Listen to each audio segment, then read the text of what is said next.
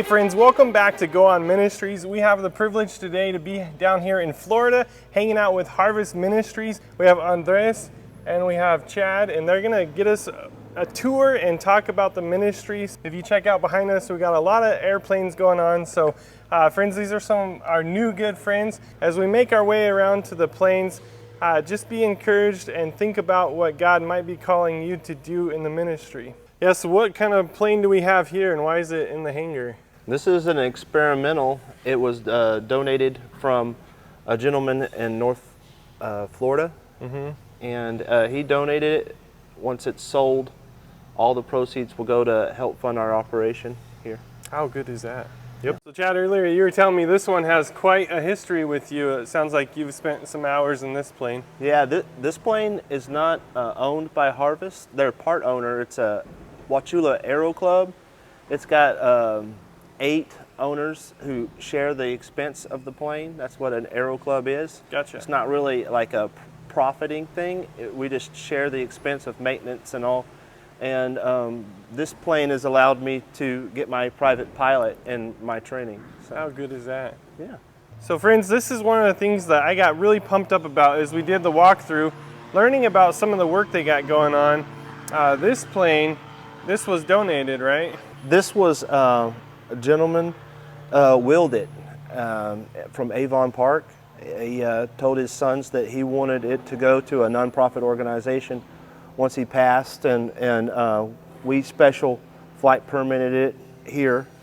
And this is kind of our not our primary project. It's always secondary to whatever planes are in operation, but all our spare time goes into restoring this, and it's really, I would say it's like 94% complete. Okay, so you're getting a lot of your hours for the A&P done on this guy and a lot of training. Yes. So these guys have, of course, aviation stuff. We're going to get in with Andres in a minute and talk about some of the missionary stuff that they would do that you guys would think of when you first think of missionary stuff. But it's so interesting how dynamic you are in that, you know, a plane like this that got donated to the ministry, which reminds me, you know, these folks, if they're thinking about how to serve or how to give, sometimes you think out of the box and it's not even writing a check or spending your time, but maybe put this in your will and just imagine how, you know, you're getting your A&P off of it.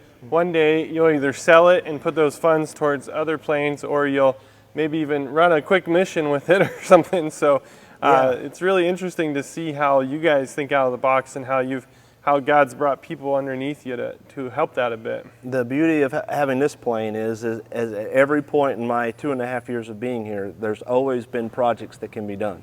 We're never at a loss for things to do, for sure. That's so good. So Andres, I was talking with Chad, and he was going into detail about how this is the plane y'all have been flying a lot of missions with, and it sounds like you're buying a plane that's pretty much identical to this for the ministry. Yeah, so essentially, when I came here to Harvest 6 years ago, we started flying this airplane to Belize, and we were able to carry around 1,000 to 1,300 pounds of goods for the missionaries in Belize and Honduras too. So we were flying like 1 or twice per month with this cargo for the missionaries. I'm talking about around 30 to 45 different missionary teams serving in there. And well, carrying all kind of goods for them, tools, equipment, learning material, technology that they need to develop the ministries in there. Essentially, this was something that someone else owned but let you guys use, the way I understand it, and you would kind of maintain the hours and maintain the maintenance, I suppose.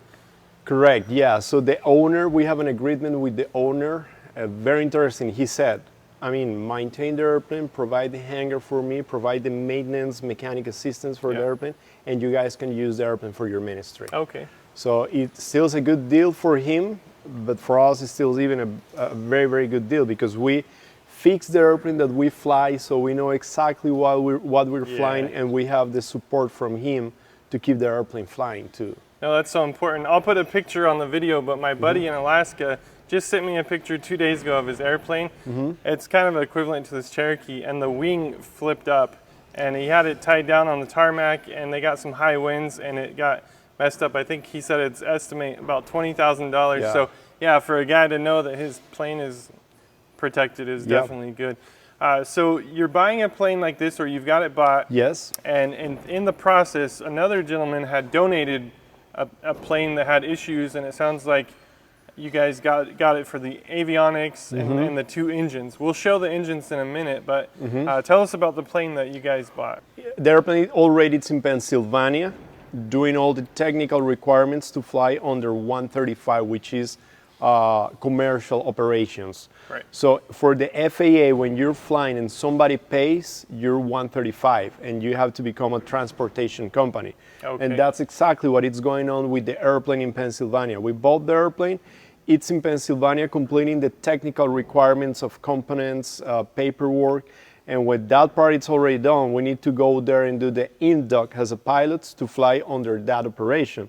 Then the airplane is going to come here, and the good news about this is that we're going to be able to fly passengers in both ways. So one of my concerns flying cargo to Belize is the fact that we were flying 1,300 pounds and flying back empty. Interesting. So Yeah. that's not using the resource 100% as much as you can.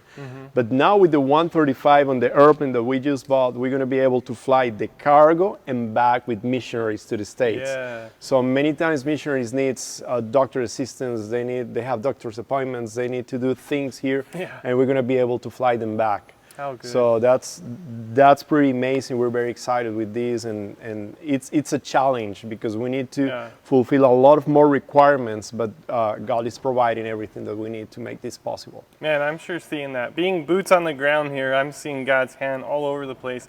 And something I also see, speaking about God's hand, is the hand and feet of God. And Scripture talks about, you know, you're going to be the arm, I might be the leg and the head. Yes. And to think about having a guy like you who's able to make these big decisions and these big movements of switching the ministry and getting that new licensing and understanding some of these bigger, you know, IRS things and just some of the tax things and codes. And I mean, you think about being a missionary, you're just getting, like we were talking earlier, you're going to go plant a church and stand in a pulpit, but you know, doing the work of God in a day and age like this with these kind of equipment is just takes a whole nother process. Yeah, and this is just a tool. This is a tool, and God is transforming our lives while we're using this tool. I mean, sometimes we feel like we're like change the life of the missionaries providing the goods that they need there in the field. But at the end of the day, God is transforming my life. I'm living a close relationship with Him while He's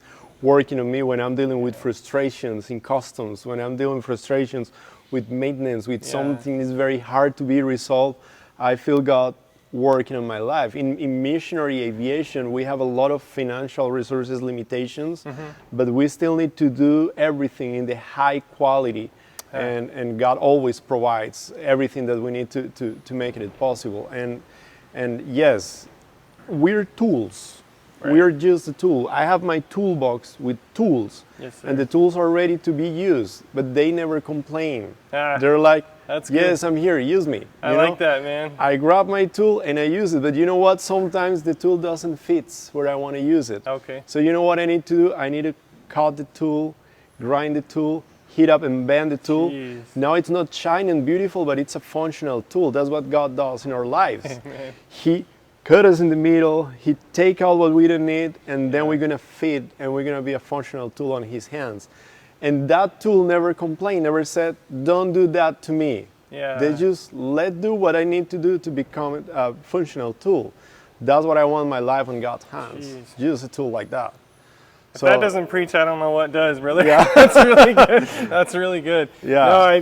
No, let's get over and show these guys the engines a little bit and talk just a little bit further about where the aviation is headed, where Harvest is headed, and what you guys are going to do with the future plane. Hey friends, I wanted to cut in before we take a look at those airplane motors. Guys, if you're just finding our ministry, my name is Charles, and we have a calling to take the gospel to the nations. As we do that, we're going to continue to share testimonies and highlight ministries just like Harvest Aviation. Now friends, one of the easiest ways to support us and help us get off the ground, pun intended, is to go ahead and subscribe. We're trying to get to 1,000 subscribers. That's our first goal, and then we'll talk about goals after that. But that's how you get monetized here on YouTube. The next thing, if you'll prayerfully consider supporting our ministry financially, guys, that's going to help us get videos just like this out and continue to help highlighting these types of ministries. So what do you say we get back into the video and check out these airplane motors? So, you know, one thing that you guys are good about is thinking long term. So you're not just today in the airplanes that you have now, but you have vision. And what I've seen in life, especially walking with the Lord, is when you have leadership and you have vision, that people will want to support that. And these engines here are a vision that you guys have for the future. So let's hear kind of their backstory and what they're going to be doing one day. So basically, those engines was these engines was in an airplane, and somebody forgot to put the landing gear down. Okay. So they hit the airstrip with the engines turning, and technically, what the manufacturer says with something like that's happened, that's called a prop strike. Gotcha. So the engine is down. But what for us, it's a very good opportunity because okay, we have the engines, so we can send these engines to a mission organization that overhaul the engines, MMS in Ohio. Okay. And they're specialized in these. They restore airplanes and engines. Yeah. So what we're trying to do with them, or what we're gonna do with them, is tell them when we're ready in the schedule of them, send the engines to them. They're gonna tear down the engines, take out all the bad components, rebuild the engines, and send them back to us. The airplane that it's in Pennsylvania for our 135 operation is going to need one engine soon. Oh, gotcha. The right engine, so we have one right engine ready to go. And this airplane is going to need the left engine soon. Oh, this one here. Dang it. So we have a perfect match to cover our needs of engines. Or also we can put both engines in the airplane. My point is this. For some reason that God knows, this happened and we have access to these resource. And very important to keep in mind, these engines in MMS being overhauled, they're going to be a very good platform to train new mechanics for the field, because they take the students and they teach them. Take apart the engine. Yeah. They teach them. This part, it's wrong, you can't reuse.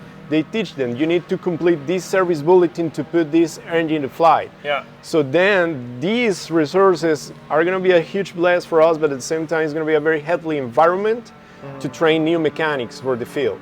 That's so good. Yes. You know, my mind goes to some of the older folks that might be watching this. They think, you always think the next generation is just going to drop the ball and the gospel is going to be done. You know, we always worry about what are the next kids doing, and it's always worse than it was when we were kids. And even sometimes I see the future generation, I'm like, man, I don't know what God's going to do with the kingdom. But to see, you know, young guys like you and I and Chad, that they're taking the gospel forward. You know, we don't know the hour or day of the Lord. He might come back tomorrow and none of these things will happen. But the fact that you guys think that there will be a tomorrow, and if there is a tomorrow, you want to make sure people know about the Lord, that you're putting this stuff in the future is just so encouraged to me, because the gospel is going to go forward. And there's so much hope in that. You know, whether it's old folks who aren't sure if the gospel's going to stop at their generation, or if it's young people that don't know how they're going to serve. I think I'm seeing a lot here, a lot of action, and I'm sure based with a lot of prayer. Yes, well, the fact that we have this airplane coming up, we've been praying for this for the last 6 years. So I've been serving with Harvest for 6 years, and I remember talking about we need an airplane that we can put under 135. This is an airplane that it's owned by a particular person, so it doesn't fit in that operation. We need an airplane owned by Harvest that we can put in there. I remember 6 years praying for these, looking airplanes and restoring airplanes to have money ready to do this. So we restored already 2 airplanes were sold, and at the end of the day also that's a very good resource for our financial support too. Because I have an apprentice here, I want to provide for his needs while he's training with me. I don't want just like, okay, come here because I'm teaching you, I'm not going to pay you. No, we want to have that serious commitment with our people serving here in Harvest, and as much we can have projects that I can train you and provide financial resources for my mission organization, for my people, for our airplanes. That's the vision that we now work and have the church and supporters involved in these, because I love to tell them, yes, we need money and we're working to make it possible. You want to work with us in this process while we're building up our financial situation? Yeah. It's different than tell them, we need money, just like that. Yes, that's my point about it. That's huge. That's huge. So Andreas, you guys have been down for a little bit, is the way I understand it, without a plane or not doing some trips in a while, but thinking back to, before we get into the future of where these planes are going, thinking back to some of the trips, what stories do you have for us today that might encourage us about the Lord and some of the work you guys have done over there? Well, I remember one particular trip to Belize, and we were carrying these big black boxes with a yellow cover, plastic, heavy boxes, and we had like 5 of those boxes in the airplane. And the missionary responsible to receive them, he had promised to show up in the airport and receive the boxes. So when that happened, and that happens too often, you take the responsibility of the box and you tell the customs what is going on with this, and you do the paperwork like to help the missionary, right? Okay. And the big surprise for me is that I had to open the box. And the person who packed everything, I just have the manifest where you see what things are in the boxes. But when I opened the box, I saw this beautiful kit of a sewing machine and a kit for mamas to make a baby cloth. Okay. And when I opened the box and the way how everything was organized, I feel like, wow, that was super emotional to me, because I thought in babies being blessed. So that's so good. Who's more vulnerable than a baby? Yeah. Needing be covered of cold and protected with good clothes. And this ministry was taking 5 kits of sewing machines to teach the mothers to make the clothes for them babies. Jeez, man. And the way how everything was organized, I was able to see the love how this church prepared this for these people. And when the custom agent saw everything into the box, he said, "Oh, that's beautiful. What's that for?" And well, there's a ministry, blah, blah, blah, of mothers that they help them to take care of them babies and train them, to make what the babies are going to wear, blah, blah, blah, But that was super exciting to me. Oh. And then with the other pilot, unfortunately, he's not here today, Brian Smith, our executive director. I've been flying with him for the last 6 years, so we know pretty well each other. Flying during 6 years in a spent a lot of time together in a small space. Yeah. Yep. We used to talk. Today is they pay. Today is when we're gonna be paid. When we were able to hang out with the missionaries there during 2-3 days. Yeah. Help them with whatever they need of them, houses, change a door, fix something. And then the next 2 days fly back here and get ready for the next trip. So we were feeling very comfortable with that, but when you start to feel so comfortable like that, it's because something is going to change soon. Oh, gotcha. And that's the situation that we're now. We're super excited with everything that's coming up. Yeah. No, you mentioned a couple things that come to my mind. The first one is like the border customs agent, how you're ministering to them, because you see so many people in our daily life who are trying to do a business so that they can profit, so that they can succeed. Mm-hmm. But it shows, man, when you're over there and they see all these planes coming for kind of personal, if you will, selfish reasons, but to see these planes come through, I think, how many people do you reach that just see a different way of doing it? And I can't help but think that they see Christ, that they see a man on a mission, if you will. And I think that's so encouraging. And beyond that, just again, that it takes a village. We're talking about these engines that are going to be sent off to another Christian organization, which I thought was really cool to see, kind of church collaborations. And then just to see all the people that it takes a guy donating a plane, it takes this gentleman, Chad, to move his whole family over here. I mean, it really does take the hands and the feet of Jesus. Yeah, well, one of the things that I tell my family and my kids is that I'm so privileged because I was able to put my hands on the result of our ministry. Yeah. When you go and shake hands with a missionary in the field and pray with them and laugh with them or cry with them, you're literally putting your hands on what is happening with your ministry, and that's a very good moment. That's super encouraging. That's when you feel like things are really happening. Yeah. And you asked me about the contact with the people in the airports. Brian and I tell him, not always it's easy, because customs, they're not always friendly in other countries, because they're doing the job, and the job is not to become friends with the people arriving to the airport. The job is to check that you're doing everything legal and correct. Yeah. And you need to respect that. You need to honor God, honoring the rules in that country. That's fair. Yep. Yeah. And we always like smiling to them, how are you, and trying to connect with them, because you're seeing them once or twice per month, and then you start to hear them stories.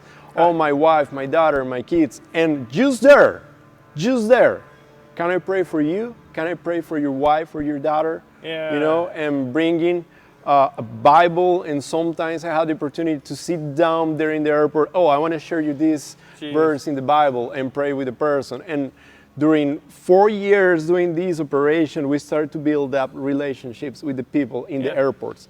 They know, oh, they're Harvest Aviation, and would you bring a Bible for my mom? Oh. Would you bring this? And yes. So in our cargo, we always have like an emergency kit of goods for the people in the airports. You know, you always need a pen, because you need to sign up. So here's your Harvest pen, and how is it going? And also a little cooler with Gatorade in ice, and you sit down with them and drink water with them in the sun. That's so good. That was pretty good. And as I said, I used to tell Brian, this is our payday. This is the important day during the month. Yes, sir. Yeah.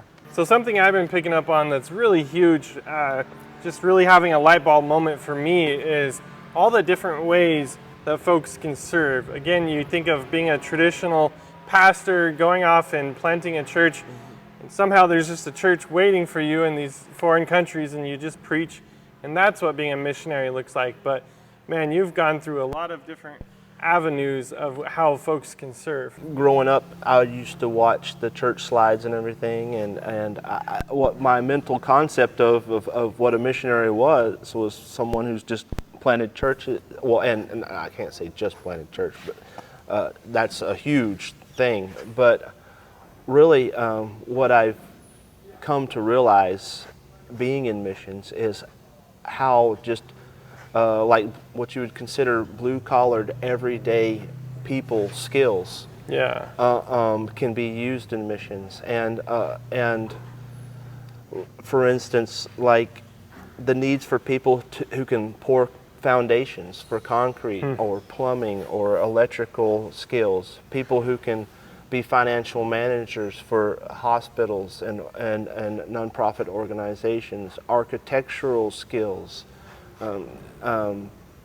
I didn't realize that all of those things were sorely needed. And then, of course, in that would fall what we're doing, aviation pilots and mechanics.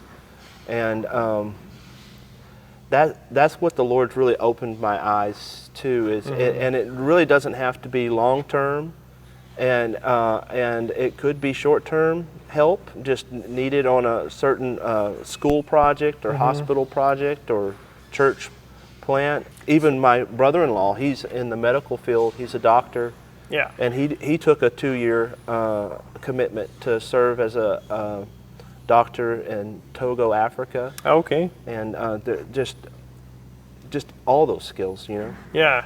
No, and I think even Paul says not everybody should preach, you know, and there's some warnings, I think, from Christ about leading people astray. And, you know, preaching is definitely something that I think it shouldn't be a role that you just feel, but you should be called to it. And so then people are left thinking, man, what can I do? I only know how to pour concrete. But like you said, you get out there and you see so many, whether it's building projects or we obviously need teachers. I mean, just about anything that you can do for the Lord. Yeah, and like, for instance, I read a book about Cameron Townsend. He was the founder of Wycliffe, first missionaries to start doing Bible translation work, right? And and this was years ago, way before I ever thought about coming here. And I told my wife, I said, one of the most beautiful gifts you could give a culture or a country is the Bible in their own language. I Yeah. mean, where would we be? How would we do church if we didn't have the Bible in English? But I'm no linguist. Right. But and then fast forward, now I realize that the organization JARS is the one who does the transportation needs for Bible translators. Okay. And there's so many different avenues, like we were talking about earlier, about disaster relief. Yeah. And there's a lot of entities, Samaritan's Purse being one of them, but there's a lot of entities where they fly in after crisis, natural, war, and with like really life-saving support. Something as simple as a chainsaw. I got a few buddies who are arborists, or have done wildland firefighting, different skills like that you could take to that disaster relief. And would play a huge role. My support fund ran low, and for 3 months I worked with Send Me Mission, who's another organization here in Wauchula, and we, following the Hurricane Ian disaster, was helping people get back into their homes. Yeah. So there's all kinds of avenues. That's so good. Yep. So Andres, tell us where Harvest Aviation is headed and some of the missions with the plane, and just give these guys a little bit of encouragement as we head out. Well, we have one main goal, that it's to complete all the 135 or commercial operation requirements and the training required for that, and as soon as possible start a flight again to Belize and Honduras. And also about flying, we want to serve our community too. Okay. So we're looking to find out the way to make some profit to support our missionary operation, and also to support the teams serving in Central America. Also, we're opening our hangar to external clients. Okay. So when they need an inspection, they need a corrective action, when they need to fix something on them airplanes, we're able to serve them, and again, that's some profit for the mission organization. Right. And the other thing that we really want to do, and I'm very passionate with this, this is the part that I really love, it's to train new mechanics. Okay. So we have our hangar, our projects, our resources open and ready to receive apprentices. There you go. So if there is an apprentice, if you want to become an aircraft mechanic, come up here, let's talk. We want to teach you how's the process, what do you need to do with the FAA, what do you need to do in the process to obtain your, what it's called the AMP certificate, airframe and power plant mechanic certificate, and then you're going to be able to work in airplanes. And I see two avenues in this. You can go to the missions field and serve mission organizations, keeping the airplanes flying for them, or you can go to the regular market area and support your family. Both avenues, it's a call for us to serve or our families or in the missions field. So we're ready to open the doors here and meet you and talk about it. So we're looking for 2 apprentices at this point. So well, I'm seeing all the planes, and like you said, as guys come in and maybe get their annual done through you guys or something, I'm sure that's a great opportunity for these guys to be either looking over your shoulder or twisting the wrench themselves and getting some of that. It sounds like a lot of hours to get that A&P done. So you guys have a lot of opportunities just sitting here to get a lot of work done. But as more planes start making their way through the hangar, that will be great. Yes, sir. That's it. Yeah, and in terms of these guys' faith, do you have any closing thoughts of just anything to encourage them, as Paul says, to fight the good fight and run the good race, or fly the good flight? Fly the good flight.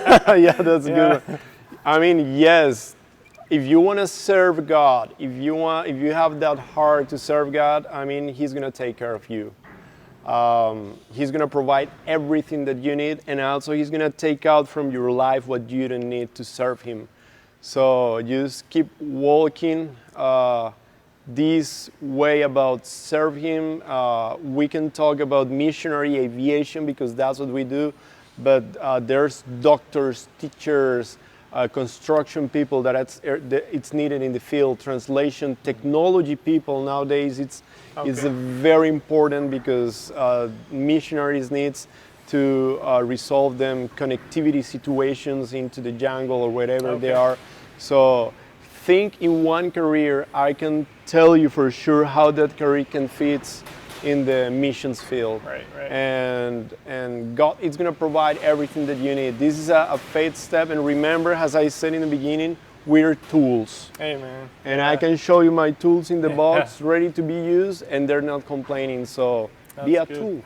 That's good. Well, Andres, thank you so much for having us. Thank you for We coming just up pray here. blessings on your ministry, and I Thank you very encourage you much. guys, if you're watching, to please keep these guys in your prayers, and make sure you might want to get connected with them. So we'll have all your guys' links in the description below. You guys can check out that in the description. But thank you again, and until the next video, friends, may the Lord bless you and keep you, cause his face to shine upon you, look upon you with favor, and give you that peace that surpasses all understanding. Thanks again, brother. Thank you very much. Well, friends, we sure hope you enjoyed that video, and if it did anything for you, make sure and let us know in the comments below. And while you're down there, go ahead and drop a prayer request. We love praying for y'all, and we get to each and every one of those. And if you want to know more about our travels and adventures and the gear that helps us get up and go on, follow us on our other channel, Go On Overland. We'll see you over there.